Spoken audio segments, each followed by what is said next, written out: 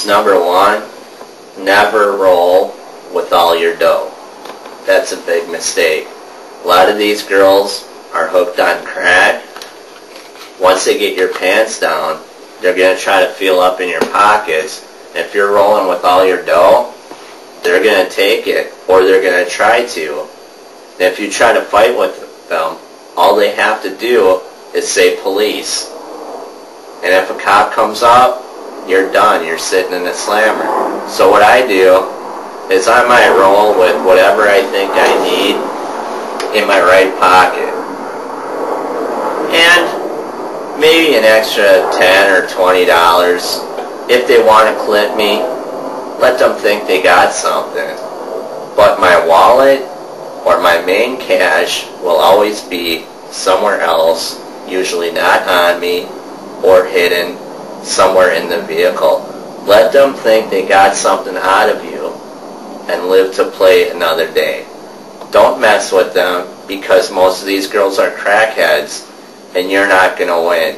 You might beat the crap out of them for a minute, but there's going to be 20 niggers on your ass and you're going to get fucked up. That's no good.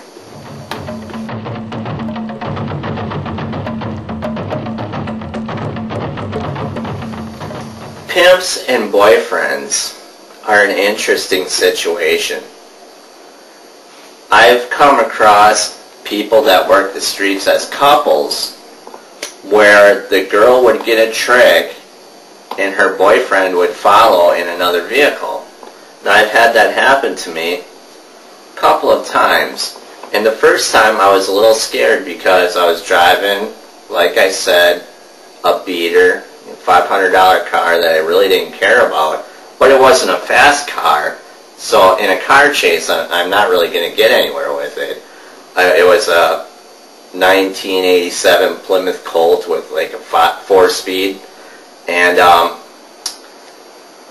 I made a couple of turns and I noticed somebody was turning every time I turned, and I had the girl in the car with me, and I asked her, "Is that your boyfriend or pimp following me?" And at the time she lied to me and said no. And I said, well, okay, I'm just going to turn over here and dip into this alley and do a cutback and pull into my buddy's parking spot right here. And I did that. I made a couple of turns, dipped into the parking spot, turned all my lights off, saw them go down the road, and I backed out of there and went to my house. Now later, I hooked up with her a couple of times because I gotta be honest, she had huge fucking titties. We're talking 44 double Ds, right? She was only charging $20 for a blowjob and a fuck. I got all that action. I gave her my number. I'm still in touch with her to this day. And she did fess up that that was her boyfriend. And I dodged him in that piece of shit 1987 Plymouth Colt that I paid $500 for. Now, if that would have been a Cadillac or a town car, who knows what could have happened. You can't afford to take that chance.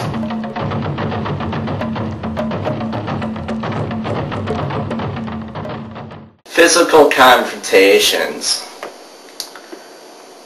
may happen once in a great while, and that's usually if you pick up some girl and she looks like she's been smoking a pipe all frickin' night.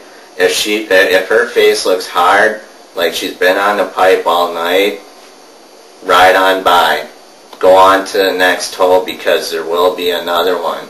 I've gotten into a confrontation with one where she dipped into my pocket, and I thought I had my wallet in there, but it was just like 20 or 50 bucks. And she took it from my pocket, and we were kind of struggling, and she hollered police, and I let her go. I said, fuck it. I let her have it. Once those police come around the corner, the police are going to believe her story, not yours. Even if you're a white guy with a black broad, they know you're not supposed to be in that neighborhood. That's no good. You do not want that scenario. Maybe you picked up, a chick that was actually undercover, anything like that, or? I have, at one time, rolled up on a girl that I didn't even think was a hooker. I was just trying to get a phone number from her and get a date with her later on at another time. But once I rolled up on this girl, all she kept doing was asking me for money. Once they start doing that, ride on by. If it does not look like street pussy, it is not street pussy. It's a cop. If it looks too clean, keep going, because there's another hoe down the street, and you do not want to end up in jail for picking up pussy. And all of a sudden, bam, 5-0 was behind me with the cuffs. If I see a white girl working the streets in the hood, I'm going to stroll right on by, because I'm not looking for a white girl. I could go anywhere on the south side of Milwaukee and find white pussy. I'm cruising the ghetto for black pussy. But if the girl is white and she's working the ghetto, she's looking for black dick anyway. Not a white guy. She might roll with a white guy, but that's not why she's there. Right on. Right on. Yeah, we did touch base on that. I remember you saying something earlier. Now, I want to go back to the time where I did get caught. I got caught because I thought this girl was not a hooker, just your average girl. She looked distressed or stranded, like she needed a ride somewhere. And I came up on this girl. I asked her if she needed a ride or something, or if there was something I could do for her, and try to get her phone number and hook up with her later on, because she did not look like she was looking for any action. She looked very beautiful, very clean. Once they look like that, you know they're not street pussy. Stay away. Started talking to her. All she kept talking about was money.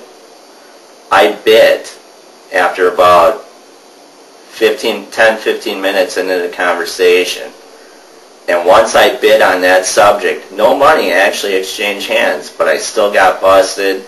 I probably could have fought it out in court, but all I got was, like, this happened in 1994, I got a couple of $100 fine and 7 to 10 days Huber law.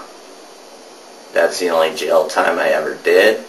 That's the only jail time I'm ever going to do, and I'm still going to be picking up pussy. Believe me. God bless you.